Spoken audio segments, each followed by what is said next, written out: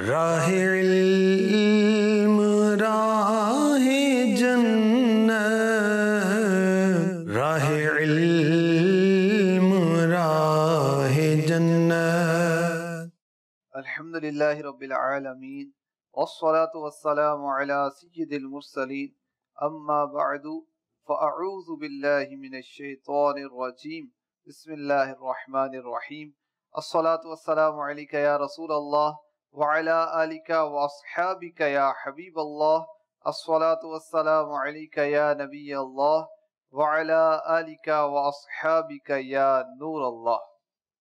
اللہ پاک کے پیارے پیارے اور آخری رسول، رسول مقبول، گلشن رسالت کے مہکتے پھول صلی اللہ تعالی علیہ وسلم کا فرمان عالی شان ہے، کل دعاء محجوب حتی یصلی علی النبی، ہر دعا آڑ میں پردے میں رہتی ہے یہاں تک کہ نبی صلی اللہ علیہ وسلم پر درود پڑھا جائے۔ صلو علی الحبیب صلی اللہ تعالی علی محمد۔ مدنی چینل کے ناظرین، سلسلہ ہے راہ علم راہ جنت۔ علم دین یہ وہ نعمت ہے، یہ وہ دولت ہے کہ جو اسے حاصل کرتا ہے دنیا میں اسے کثیر برکات کے ساتھ ساتھ عزت بھی ملتی ہے، اور نہ صرف دنیا میں عزت ملتی ہے، قیامت کے دن بھی علماء کرام کو ایک خاص مقام عطا کیا جائے گا۔ احادیث مبارکہ میں قیامت کے روز جو علماء کی شان و عظمت بیان کی گئی کہ علماء کی قلم کی سیاہی کو شہداء کے خون کے ساتھ تولا جائے گا، اور علماء کی جو قلم کی سیاہی ہے یہ غالب آ جائے گی۔ اور ایک روایت میں ہے کہ قیامت کے دن عبادت گزار اور مجاہدہ کرنے والے جنت کی طرف جا رہے ہوں گے تو علماء کرام اللہ تعالیٰ کی بارگاہ میں عرض کریں گے کہ یا اللہ، ہمارے علم کے طفیل تو یہ عابد بنے تھے، یہ مجاہد بنے تھے، یہ جا رہے ہیں اور ہم رہ گئے۔ تو اللہ تعالیٰ علماء سے ارشاد فرمائے گا کہ تم میرے نزدیک میرے بعض فرشتوں کی طرح ہو، تم لوگوں کی شفاعت کرو، تمہاری شفاعت قبول کی جائے گی۔ پھر علماء شفاعت کریں گے، اس کے بعد داخل جنت ہوں گے۔ اور ایک روایت میں ہے کہ قیامت کے دن عابد کو کہا جائے گا کہ جنت میں داخل ہو جاؤ، اور عالم سے کہا جائے گا کہ ٹھہر جاؤ اور تم شفاعت کرو، جس کی چاہو تمہاری شفاعت قبول کی جائے گی۔ تو اللہ پاک ہمیں علماء کی قدر نصیب فرمائے اور عالم باعمل بننے کی توفیق عطا فرمائے۔ ہمارے اس پروگرام میں مختلف سیگمنٹ ہیں۔ سب سے پہلے ہم تیرا خلق سب سے اعلیٰ، پھر اس کے بعد ہمارا راہ علم کی مشقتیں، تندرستی ہزار نعمت ہے، نمایاں کارکردگی وغیرہ بیان کی جاتی ہے۔ آپ آخر تک پروگرام میں شامل رہیں گے، انشاءاللہ ڈھیر و ڈھیر برکتیں حاصل ہوں گی۔ آج کا جو ہمارا پہلا سیگمنٹ ہے تیرا خلق سب سے اعلیٰ، تو رکن شورا حاجی اسد مدنی سلامہ الغنی سے عرض کروں گا کہ حضور سیرت مصطفیٰ کا کس پہلو کو بیان کیا جائے گا؟ راہ علم راہ جنت۔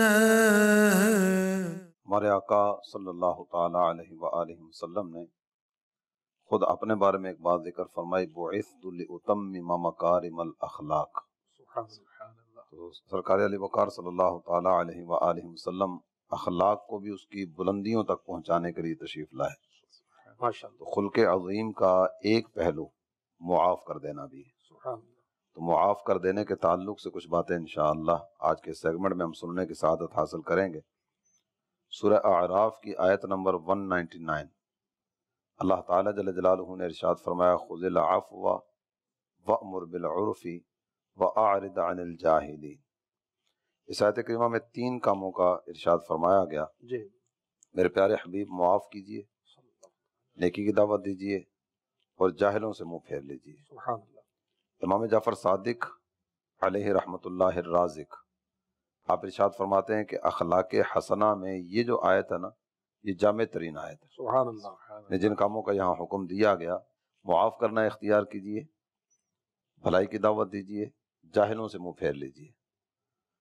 جب یہ آیت کریمہ نازل ہوئی تو سرکار دو عالم صلی اللہ تعالی علیہ وآلہ وسلم نے جبریل امین سے پوچھا، جبریل اس آیت کی تعویل کیا ہے، یعنی اس میں جو چیزیں فرمائی گئیں وہ کیا کیا ہیں؟ جبریل امین علیہ الصلوۃ والتسلیم خدمت اقدس میں عرض کرتے ہیں، آقا میں نہیں جانتا، اللہ تعالیٰ جل جلالہ نے ارشاد فرمایا میرے پیارے حبیب آپ پر جب کوئی ظلم کرے تو آپ معاف کر دیں. سبحان اللہ سبحان اللہ. ہمارے آقا صلی اللہ تعالیٰ علیہ وآلہ وسلم کا ایک فرمان شریف ہے، ارشاد فرمایا سل من قطعک واعف عن من ظلمک واحسن الی من اساء الیک. ماشاءاللہ. اس میں 3 چیزوں کا آپ صلی اللہ تعالیٰ علیہ وآلہ وسلم نے ارشاد فرمایا جو تجھ سے توڑے تو اس سے جوڑ، جو تجھ پر ظلم کرے تو اسے معاف کر دے، اور جو تیرے ساتھ برائی کرے تو اس کے ساتھ بھلائی کر. بعض حدیث میں اس میں ایک چیز مزید پلس کی گئی، جو تجھے محروم کرے تو اسے عطا کر. سبحان اللہ. تو نبی پاک صلی اللہ تعالیٰ علیہ وآلہ وسلم کی عادت کریمہ کا، آپ کے اخلاق کریمہ کا ایک روشن پہلو معاف کر دینا بھی. اور نبی پاک علیہ الصلوۃ والسلام نے کبھی بھی بدلہ نہیں لیا، اپنی ذات کے لیے انتقام نہیں لیا. جو حضور پیارے آقا علیہ الصلوۃ والسلام کے جو افوا درگزر کے کئی واقعات احادیث مبارکہ میں ملتے ہیں، تو میں چاہوں گا کچھ جھلکیاں اس تعلق سے بیان ہو جائیں. جی، میرے آقا صلی اللہ علیہ وآلہ وسلم کی مبارک سیرت میں اس کے 20 واقعات ہیں. مثلاً ابو سفیان رضی اللہ تعالی عنہ قبول اسلام سے قبل کتنی جنگوں میں لشکر کفار کے سردار بن کر آتے تھے، مگر میرے آقا علیہ الصلوۃ والسلام نے فتح مکہ کے موقع پر اعلان فرمایا کہ جو ان کے گھر میں پناہ لے اس کو بھی امان ہے میری طرف سے. ان کو بھی معاف کیا اور ساتھ میں ایک آنر دی. اسی طرح حضرت سیدنا حمزہ رضی اللہ تعالی عنہ میرے آقا علیہ الصلوۃ والسلام کے چچا جان، اور بہت ان سے پیار تھا، بہت محبت تھی. ان کے قاتل کسی موقع پر ان کو بھی میرے آقا علیہ الصلوۃ والسلام نے ان سے پورا واقعہ سنا، تو کس طرح شہادت کا معاملہ ہوا تھا. انہوں نے پورا واقعہ بتایا تو بہت آپ پر وہ کیفیت طاری تھی، مگر آپ نے ان سے بھی درگزر فرمایا، انہیں بھی معاف فرمایا. اور سید الشہداء حمزہ رضی اللہ عنہ کی شہادت کے بعد آپ کا کلیجہ چبانے والی ہندہ زوجہ ابو سفیان رضی اللہ عنہما، ان دونوں نے قبول اسلام کا شرف حاصل کیا. میرے آقا علیہ الصلوۃ والسلام نے ان کو معاف کر دیا. وہ لوگ جنہوں نے میرے آقا علیہ الصلوۃ والسلام کو شہید کرنے کے منصوبے بنائے، میرے آقا علیہ الصلوۃ والسلام نے انہیں معاف فرما دیا. سراقہ بن مالک رضی اللہ تعالی عنہ جب ہجرت ہوتی ہے میرے آقا علیہ الصلوۃ والسلام کا پیچھا کرتے ہیں کہ 100 سرخ اونٹ انعام میں ملیں گے. انعام بہت بڑا تھا، اور میرے آقا صلی اللہ علیہ وآلہ وسلم قدرت پا کر انہیں معاف فرما دیتے ہیں. میرے آقا علیہ الصلوۃ والسلام کی شہزادی حضرت سیدہ زینب رضی اللہ تعالی عنہ کو جس شخص نے نیزہ مارا اور آپ کا حمل ساقط ہوا اور آپ بہت تکلیف میں آئیں، حبار ابن اسود، جی، اور وہ چھپتا پھرا کہ کہیں میں گرفتار نہ ہوں جو مجھے کوئی صحابی پکڑ نہ لے، مجھے مارے نہیں. آخر کار وہ خود بارگاہ رسالت میں حاضر ہو گیا. صحابہ نے عرض کی حضور یہ حبار ہے. فرمایا میں جانتا ہوں، میں نے دیکھ لیا اس کو. میرے آقا صلی اللہ علیہ وسلم کی بارگاہ میں امید کیسی لگائی جاتی ہے، آپ کی سیرت مبارک ایسی ہے، سارے خیر کی امید رکھتے ہیں، عفو کی امید رکھتے ہیں، کرم کی امید رکھتے ہیں. میرے آقا علیہ الصلوۃ والسلام کی بارگاہ میں حبار عرض کرتے ہیں کہ آقا میں چھپتا پھرا، پھر مجھے آپ کا کرم، آپ کا عفو یاد آ گیا، تو آپ کی بارگاہ میں حاضر ہو گیا ہوں. میرے آقا علیہ الصلوۃ والسلام نے اپنی بیٹی کے قاتل کو بھی معاف فرما دیا. اور آپ دیکھیں کہ بیٹی کا معاملہ کتنا نازک ہوتا ہے، خیرات جوش آتا ہے، لیکن میرے آقا صلی اللہ علیہ وسلم نے اپنے بیٹی کے قاتل کو بھی معاف فرما دیا اور انہیں شرمندہ بھی نہیں کیا، ذکر بھی نہیں کیا. 100 بار تیرا دیکھ کے عفو اور ترحم ہر باغی اور سرکش کا سراخیر کو جھکا ہے. کیا شان ہے میرے نبی کی. اللہ کرے کہ اس اخلاق کریمہ کے صدقے میں ہمیں بھی عفو درگزر کا معاملہ نصیب ہو. قرآن پاک میں اللہ تعالیٰ جل جلالہ نے ارشاد فرمایا ان الملوک اذا دخلوا قریۃ افسدوها وجعلوا اعزۃ اہلها اذلہ. جب بادشاہ اپنے مفتوحہ علاقے میں داخل ہوتے ہیں یہ فساد برپا کرتے ہیں، خون کی ندیاں بہاتے ہیں، وہاں کے عزت والوں کو ذلیل کرتے ہیں. ہمارے آقا کا مکہ میں داخل ہونے کا انداز کیا ہے؟ اونٹنی پر تشریف فرمائیں، آج جی ان کی سورہ ساری فتح کی آیت کریمہ زبان پر ہیں، اور بعض کتابوں میں ذکر کیا گیا کہ گردن شریف اتنی جھکی ہوئی تھی کہ مبارک داڑھی جو ہے یہ اونٹنی کے کجاوے کے ساتھ مس ہو رہی تھی. اللہ. اور وہاں جو اعلان کیے جا رہے ہیں، جو ہتھیار پھینک دے اسے بھی چھوڑ دو، جو اپنے گھر میں داخل ہو جائے اور دروازہ بند کر لے اسے بھی چھوڑ دو، جو تمہیں آتا دیکھ کر رستہ بدل لے اسے بھی کچھ نہ کہنا، سبحان اللہ، جو ابو سفیان کے گھر چلا جائے اسے بھی کچھ نہ کہنا، جو حرم میں چلا جائے اسے بھی کچھ نہ کہنا۔ یہ ایک ایسا منظر تھا، یہ کہنا کسی کو کچھ بھی نہیں ہے، جو یوں کرے اسے بھی کچھ نہ کہنا، جو یوں کرے اسے بھی کچھ نہ کہنا۔ یہ ایک ایسی فتح تھی جو خون بہائے بغیر فتح ہوئی ہے۔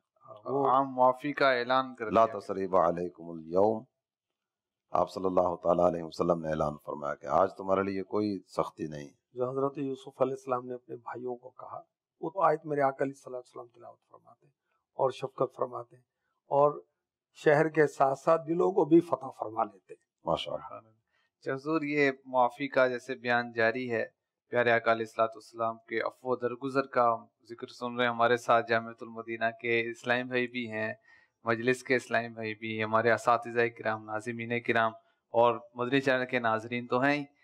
تو طلبہ کرام کو جو مواقع کون سے بن سکتے ہیں، پھر پیارے آقا علیہ السلام کی سیرت تو ہر ایک کے لیے، تو ہمیں بھی عفو کو، معافی کو اختیار کرنا ہے۔ اس تعلق سے ہمارے طلبہ کرام کو کیا فرمائیں گے؟ طلبہ کرام ہوں یا مدنی چینل کے دیگر ناظرین ہوں یا دیگر عاشقان رسول ہوں، ہر ایک کے ساتھ اس طرح کے مواقع تو میسر آتے رہتے ہیں۔ ہمارے عام اگر عاشقان رسول غور کریں، ہمارے عام بھائی، تو یہ میرے باپ کے جنازے میں نہیں آیا اس لیے اس کے ساتھ کھانا پینا بند، ساری زندگی کے لیے قطع تعلق کی، تم میرے لیے مر گئے میں تمہارے لیے مر گیا، میرا کو بیمار ہوا یہ عیادت کرنے کے لیے نہیں آیا، مجھ پر کوئی مشکل آ گئی تو یہ پتہ کرنے نہیں آیا۔ تو یہ چھوٹی چھوٹی باتوں پر بعض اوقات ساری زندگی کے لیے میدان جنگ سجایا جاتا ہے۔ تو طلبہ کرام بھی اگر دیکھیں تو بعض اوقات طلبہ کی طرف سے کچھ نہ کچھ آزمائشوں کا شکار ہو جاتے ہوں گے۔ مثلا کسی نے کو جا کر استاد صاحب کو شکایت لگا دی، ناظم صاحب کو شکایت بجا لگا یا دی، بیجا، دونوں صورتیں ہو سکتی ہیں۔ جی، تو اس کے علاوہ بھی بعض اوقات ہوتا ہے کہ سامنے والا اگرچہ وہ اذیت پہنچانے کا ارادہ نہ بھی کرے، لیکن کچھ نہ کچھ وہ اپنے لیے راحت خلاف میں کمی مزاج آتی کوئی ہے۔ بھی کام ہوگا تو وہ غصہ آئے گا، ناراضی ہوگی۔ ذرا ابھی گرمی کا سیزن چل رہا ہے تو پنکھے تو ذرا کمرے میں 2 3 4 مختلف صورتیں ہیں جامعۃ المدینہ کی، تو پنکھے کے نیچے جس کو جگہ ملے گی اس کو ہوا زیادہ لگے گی، جس کو سائڈ پہ جگہ ملے گی اس کو ہوا ذرا کم لگے گی، کولر کے پاس جگہ مل جائے، جس نے پہلے آ کر وہ جگہ سنبھال لی تو دوسرے کو کچھ نہ کچھ پھر وہ احساس محرومی ہوتا ہوگا یا کچھ نہ کچھ ہوتا ہوگا۔ تو اس پر ہو سکتا ہے کہ یہ روزانہ یوں کرتا ہے تو ناراضی والی صورت ہو سکتا ہے بن جاتی ہو، تو کوئی اگر اس طرح کی صورت ہو تو معاف کر دینا چاہیے۔ ماشاءاللہ۔ آپ بھی کچھ مدنی پھول دیں، کیونکہ یہ ایک معاملہ تو ہے، کوئی بھی کیونکہ ساتھ رہنے والے کا بھی حق بیان کیا گیا، حق پڑوس بھی ہوتا ہے، اور صاحب الجم، اور اس طرح کے قرآن پاک میں آیات مبارکہ میں ارشاد ہوا کہ جو ہماری مجلس میں ساتھ بیٹھا اس کے بھی حقوق ہیں، تو معاف کریں ہم۔ یعنی کہ میں کیا چاہوں گا، اگر میری خطا ہو تو لوگ میرے ساتھ کیا کریں، معاف کر دیا جائے۔ ٹھیک ہے، تو دوسرے کے لیے بھی ہم یہی سوچیں۔ جو ہم اپنے لیے پسند کرتے ہیں تو کامل الایمان مومن کی پہچان رحمت عالمیان صلی اللہ علیہ وسلم نے یہی تو بتائی، جو اپنے لیے پسند کرو وہ مسلمان بھائی کے لیے۔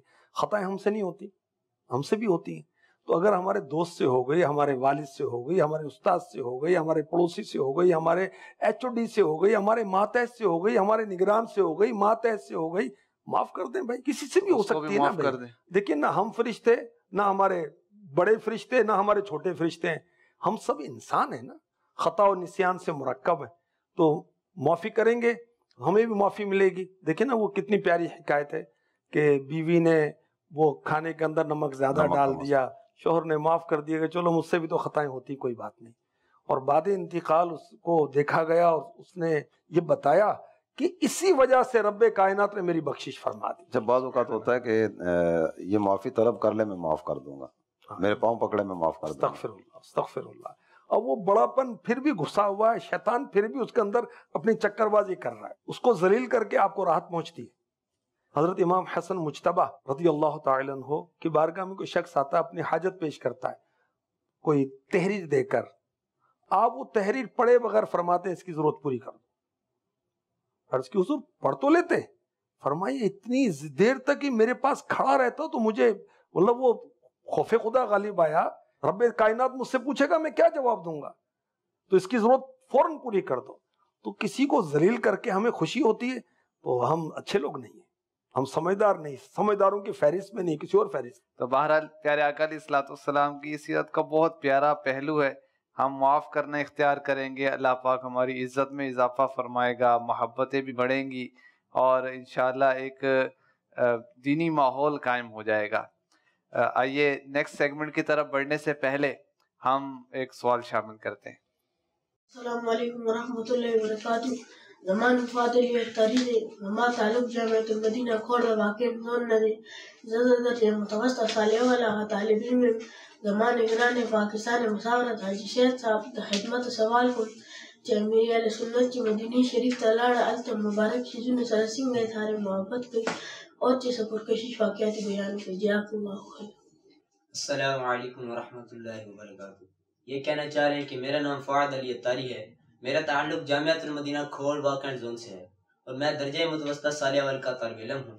میرا نگران پاکستان مشاورت حاجی شاہد اتاری کی بارگاہ میں سوال ہے کہ امیر اہل سنت دامت برکاتہم العالیہ مدینہ شریف جا کر وہاں کی مبارک چیزوں سے کیسے اظہار محبت فرماتے ہیں اور کچھ یادگار اور پرکشش واقعات بھی ارشاد فرما دیجیے، جزاک اللہ خیر۔ ماشاء اللہ، امیر علیہ سنت کی مدینہ پاک سے کتنی محبت ہے۔ وسائل بخشش میں نعتیہ اشعار پڑھیں اور وہ کلام جو آپ نے مدینہ پاک جا کر لکھے وہ پڑھیں، اس سے آپ کو اندازہ ہوگا۔ واقعہ نہیں، واقعات ہیں، یہ بھی واقعات کا کہہ رہے ہیں۔ ایک صرف جھلک بتا دیتا ہوں کہ مسجد نبوی کے باہر غالباً امام بخاری سے منسوب مسجد ہے، اس کے قریب کبوتران مدینہ، مدینہ پاک کے کبوتر وہاں پر وہ تشریف فرما تھے۔ تو امیر علیہ سنت نے مدینے کے کبوتروں کے جہاں پاؤں لگے تھے اس خاک کو سرما دانی سے وہ خاک والی کیا اور اپنی مبارک آنکھوں میں لگایا اس کو۔ اور مدینہ پاک سے محبت آپ کی کتنی ہے یہ تو صحیح بات ہے کہ بتانے کے لیے بہت ٹائم چاہیے۔ اور ایک بات عرض کر کے آگے بڑھوں گا کہ امیر علیہ سنت قاسم میں عشق رسول ہیں، قاسم میں عشق مدینہ ہے، تو خود آپ کتنے بڑے عاشق ہوں گے ہم اندازہ نہیں لگا سکتے۔ اللہ ہمیں عاشق مدینہ بنا دے۔ وسائل بخشش کا جس طرح آپ نے ذکر کیا، تو وسائل بخشش اگر طلبہ اساتذہ ہمارے ناظرین پڑھیں تو اس میں کئی ایک نظارے الحمدللہ محبت مدینہ کے سامنے آئیں گے۔ اب دیکھیں کہ نعتیں پڑھنا یہ عشق رسول میں اضافے کا باعث بنتا ہے، ترقی کا باعث بنتا ہے۔ اور آئی ٹی مجلس نے ایک ایپ جاری کی ہے نعت کلیکشن کے نام سے، اس میں 6 کتابیں پوری موجود ہیں اور اس کے اندر آپ آڈیو ویڈیو وہ کلام سن بھی سکتے ہیں۔ اس کے اندر ماشاءاللہ وسائل بخشش ہے، ہدایت بخشش ہے، سامان بخشش ہے، ذوق نعت ہے، دیوان سالک ہے اور قبالہ بخشش ہے۔ یہ پڑھیں کلام، انشاءاللہ مزے کو مزہ آ جائے گا۔ بالخصوص جیسے سفر میں ہوتے ہیں نا تو کوئی کام نہیں ہے، تو کتنا پیارا کام ہے۔ آپ کو یاد کر لیا ہم نے، قلب کو شاد کر لیا ہم نے، جب طبیعت ذرا سی گھبرائی، حقیقت میں وہ لطف زندگی پایا نہیں کرتے جو یاد مصطفیٰ سے دل کو بہلایا نہیں کرتے۔ یاد مصطفیٰ سے دل کو بہلانے کے لیے نعتیں ہیں نا، ہاں ذکر مصطفیٰ بھی ہے، درود شریف بھی ہے، اللہ نصیب نعت شریف ذکر مصطفیٰ ہی ہے، اور اس میں مدنی کسوٹی اگر نگران پاکستان سے بھی ہو جائے اور ایک مصرع میں پڑھتا ہوں، یہ پورا شعر ترنم میں ہمیں سنا دیں۔ سبحان اللہ۔ اس میں امیر اہل سنت کی محبت کا نظارہ خود امیر اہل سنت کی زبانی ہمارے سامنے آ رہا ہے۔ جی، ہے غلامی کی سند دیکھ لو عطار کے پاس۔ قبر میں یوں ہی نکیروں نہیں آیا ان کی ہے غلامی کی سند دیکھ لو عطار کے پاس، ایک بھیکاری ہے کھڑا آپ کے دربار کے پاس۔ امیر اہل سنت دامت برکاتہ العالیہ کے عشق مدینہ کے تعلق سے ہم نے مدنی پھول سنے۔ اللہ کریم ہمیں امیر اہل سنت کے صدقے میں سچا عاشق مدینہ، سچا عاشق تاجدار مدینہ بنائے۔ آئیے بڑھتے ہیں نیکسٹ سیگمنٹ کی طرف، جس کا نام ہے راہ علم کی مشقتیں۔ اور آج اس سیگمنٹ میں انشاءاللہ عزوجل ہم جامعۃ المدینہ کھرلے والا کے ایک استاد محترم کے کچھ مدنی پھول سنیں گے۔ انہوں نے کس طرح مشقت کے ساتھ اور اپنی ایک بیماری کے باوجود بھی انہوں نے علم دین حاصل کیا، اور آج الحمدللہ جامعۃ المدینہ میں بحیثیت استاد پڑھانے کا شرف حاصل کر رہے ہیں۔ آئیے ان کے مدنی پھول سنتے ہیں۔ راہ علم راہ جنت، تیرا شکر مولا دیا مدنی ماحول، نہ چھوٹے کبھی بھی خدا مدنی ماحول، نہ چھوٹے کبھی بھی خدا مدنی ماحول، تیرا شکر مولا دیا مدنی ماحول، تیرا شکر مولا دیا مدنی ماحول، یقیناً مقدر کا وہ ہے سکندر، یقیناً مقدر کا وہ ہے سکندر، جسے خیر سے مل گیا مدنی ماحول۔ بسم اللہ الرحمن الرحیم۔ میرا نام محمد ظہیر شاہد اتاری ہے۔ میں الحمدللہ عز وجل مرکزی جامعۃ المدینہ میلاد آباد کھڑیاوالا میں تدریس کے فرائض سر انجام دے رہا ہوں۔ میں نے مدرسۃ المدینہ میلاد آباد سے ہی حفظ القرآن کی سعادت حاصل کی، پھر مرکزی جامعۃ المدینہ فیضان مدینہ فیصل آباد سے درس نظامی مکمل کرنے کی سعادت حاصل کی، پھر الحمدللہ عالمی مدنی مرکز باب المدینہ کراچی فیضان مدینہ سے تخصص فی الفقہ کرنے کی سعادت حاصل ہوئی، اور پھر میں الحمدللہ عز وجل کم و بیش تقریباً 10 سال سے تدریس کے فرائض سر انجام دے رہا ہوں۔ راہ علم میں میرے لیے مشقتیں اس طرح تھیں کہ میں دونوں ٹانگوں سے معذور ہوں، بیساکھیوں کے ساتھ مجھے چلنا پھرنا پڑتا ہے۔ اولاً تو گھر سے آنے جانے میں ہی بہت میرے لیے آزمائش کا باعث تھا کہ گھر سے جامعہ آنا یا جامعہ سے گھر جانا، اس میں بھی کافی صعوبتیں مشقتیں تھیں۔ پھر بھی الحمدللہ عز وجل اس کے علاوہ پھر جامعہ میں پہنچ کر بھی اپنے معاملات جو روزمرہ روٹین کے معمولات ہوتے ہیں ان کو مکمل کرنے میں بھی کچھ آزمائشیں تھیں۔ مثال کے طور پر جامعہ کے اترنا، بعض اوقات نیچے آنا یا سیڑھیاں چڑھ کر اوپر جانا، تو یہ بھی میرے لیے بہت ہی ایک مشکل مرحلہ ہوتا تھا۔ پھر کلاس روم میں جو اپنا درجہ ہے وہیں پر بھی پھر کتابیں میں اپنی اٹھا کر ایک جگہ سے دوسری جگہ نہیں رکھ سکتا تھا، وہ بھی کسی نہ کسی اسلامی بھائی کے ذریعے ہی ممکن ہوتا تھا۔ اس کے علاوہ جو عام نارمل اسلامی بھائیوں کے جو کہیں جانا آنا، میرے لیے یہ سارے بہت ہی زیادہ مشقت کا باعث ہوا کرتا تھا۔ دل میں وسوسے خیالات بھی آتے تھے بعض اوقات کہ میں اس طرح کیوں نہیں کر سکتا، بقیہ تمام اسلامی بھائی یہ کر لیتے ہیں، لیکن اللہ تعالیٰ کے فضل و کرم سے، پیر و مرشد کی نظر کرم سے الحمدللہ اللہ تعالیٰ نے استقامت عطا فرمائی، مجھے درس نظامی کرنے کا پھر تخصص کرنے کا موقع ملا۔ اب میں معاشرے میں اللہ تعالیٰ کے فضل و کرم سے ایک باعزت روزگار، ایک باعزت فرد کی حیثیت سے زندگی گزار رہا ہوں، اور یہ سب دعوت اسلامی کا ہی فیضان ہے۔ آئیے پروگرام میں سوال شامل کرتے ہیں۔ ما جامعۃ المدینہ فیضان مشتاق درجہ ثالثہ مقیم طالب علماء میں لوگ سوئی بلوچستان میں سوال مشرے کے ما 24 گھنٹہ جامعۃ المدینہ ریاشہ خنو ما جامعۃ المدینہ اور کلاس چکر صفائی خیالہ خنو مشی بارو ہمار مدنی پھول ارشاد فرمائیں جزاکم اللہ خیرہ۔ ہم ڈبل 12 گھنٹے جامعۃ المدینہ میں رہتے ہیں، ہمیں اپنے جامعۃ المدینہ اور درجات کی صفائی کے حوالے سے کس قدر خیال رکھنا چاہیے، برائے کرم مدنی پھول ارشاد فرما دیں، جزاکم اللہ خیرہ۔ ماشاءاللہ، اس میں آپ جامعۃ المدینہ میں ڈبل 12 گھنٹے رہتے ہیں، اس کے بعد الحمدللہ بھی کہنا چاہیے. اللہ کا شکر ادا کریں، اس نے ہمیں کتنے مقدس جگہ پر رہنے کا شرف عطا کیا، اجازت عطا کی، ورنہ کہاں میں اور کہاں یہ راستے پیچیدہ پیچیدہ.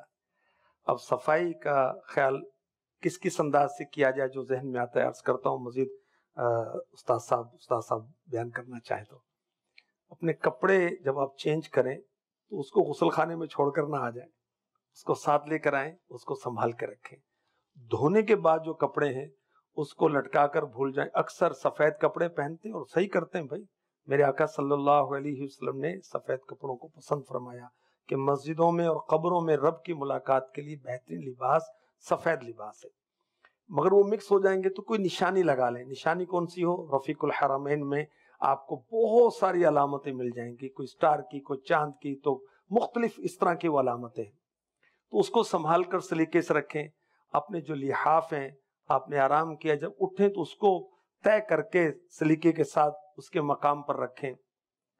چپل آپ یوز کرتے ہیں تو اپنی یوز کریں، پھر اس کو سنبھال کے رکھیں.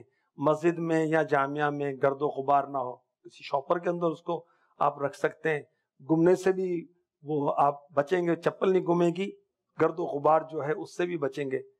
پھر اسی طرح بعض جو ہیں وہ ٹافیاں تو چاکلیٹ وغیرہ کھا کر اس کا ریپر وغیرہ وہیں ڈال دیتے ہیں، تو یہ بھی اچھی بات نہیں.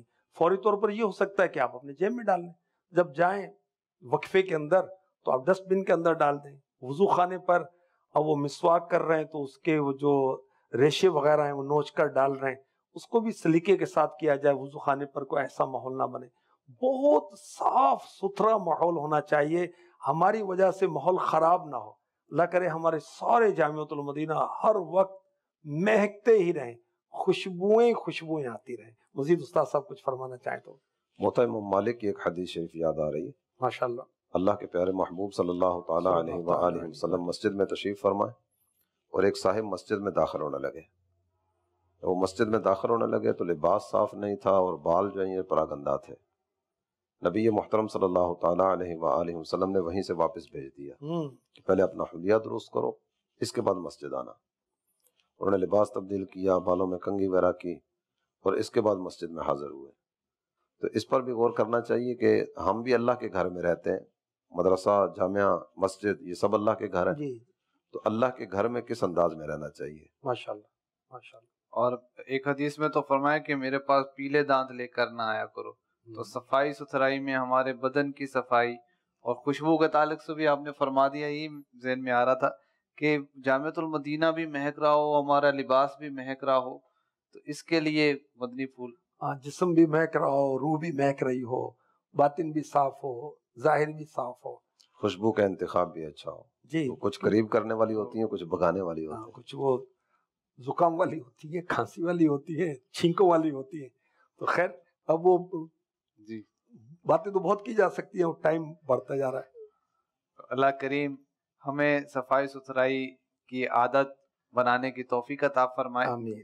آئیے مزید ہم اپنے نیکسٹ سیگمنٹ کی طرف بڑھتے ہیں جس کا نام ہے تندرستی ہزار نعمت ہے. راہ علم راہ جنت. صلو علی الحبیب صلی اللہ تعالیٰ علی محمد صلی اللہ تعالیٰ علیہ وسلم. مدنی چینل کا بہت ہی زبردست پروگرام راہ علم راہ جنت کا بہت ہی خوبصورت سیگمنٹ تندرستی ہزار نعمت ہے لے کر ایک بار پھر ہم حاضر ہیں. اور آج ہم نے ڈاکٹر واصف کے پاس جانا ہے اور وہاں سے ہم نے بہت زبردست صحت کے بارے میں ٹپس لینے ہیں، تو ہمارے ساتھ رہیے گا. بسم اللہ الرحمن الرحیم. میرا نام ڈاکٹر محمد واصف ہے اور میں ماہر امراض گردہ یعنی نیفرالوجسٹ ہوں. میں فیصل آباد کے ایک پرائیویٹ ہسپتال میں ماہر امراض گردہ کے طور پہ کام کر رہا ہوں. آج ہم گردوں کے ایک بہت اہم مرض یعنی گردوں کی پتھری کے بارے میں بات کریں گے. گردوں کی پتھری ایک عام بیماری ہے. آپ کو یہ جان کر حیرت ہوگی کہ ہر 10 میں سے ایک شخص کو زندگی میں کبھی نہ کبھی گردوں کی پتھری ہوتی ہے. ایک اہم بات یہ ہے کہ جس کو بھی گردوں کی پتھریاں بار بار ہونے کا مرض ہو اس کو اس سے غفلت نہیں کرنی چاہیے اور اپنے ڈاکٹر سے باقاعدہ معائنہ کرواتے رہنا چاہیے تاکہ گردوں کی پتھری کا مناسب علاج کیا جا سکے اور اس کی پیچیدگیوں سے بچا جا سکے. اب یہاں ذہن میں یہ سوال آتا ہے کہ گردوں کی پتھری ایک طرح کی ہوتی ہے یا کئی طرح کی؟ تو گردوں کی پتھری کی کئی اقسام ہیں، لیکن عام طور پہ 3 اقسام زیادہ اہم ہیں، زیادہ پائی جاتی ہیں۔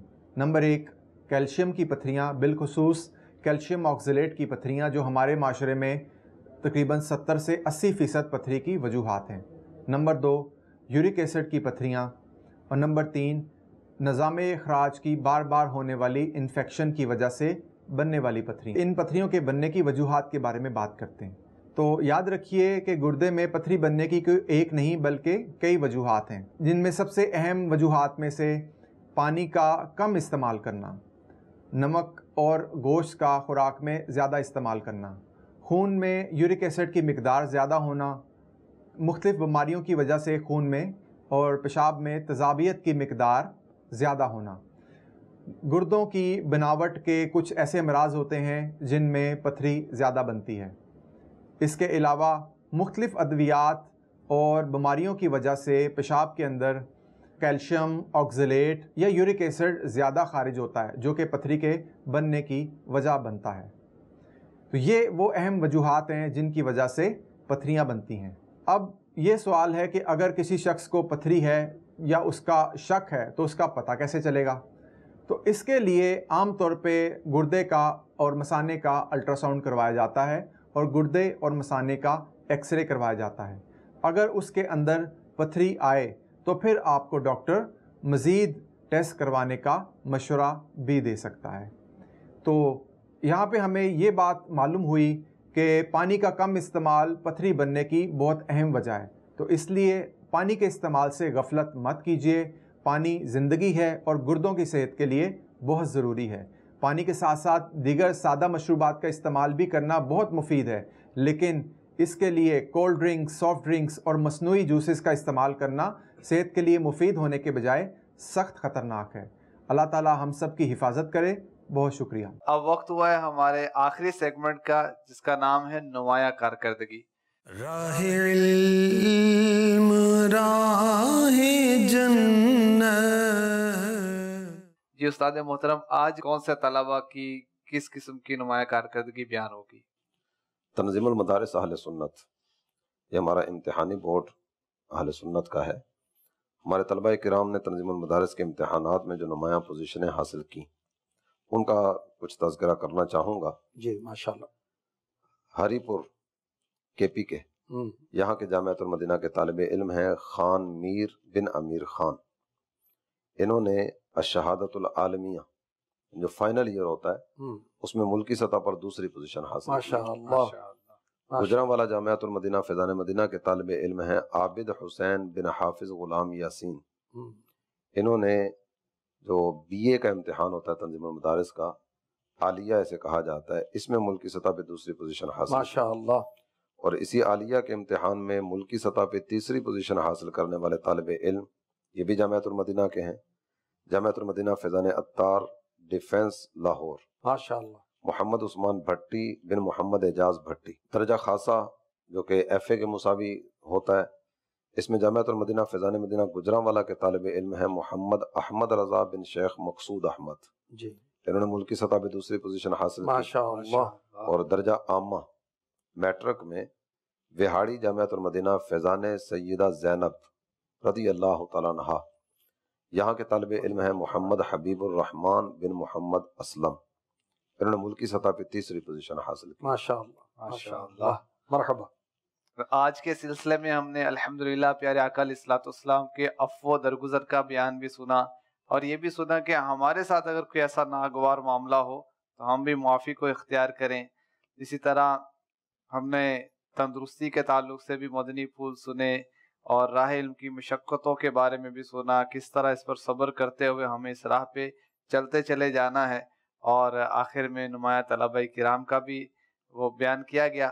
اللہ کریم ہمیں یاد رکھنے کی، عمل کرنے کی، دوسروں تک پہنچانے کی توفیق عطا فرمائے۔ آمین بجاہ النبی الامین صلی اللہ تعالی علیہ وسلم۔ راہ علم راہ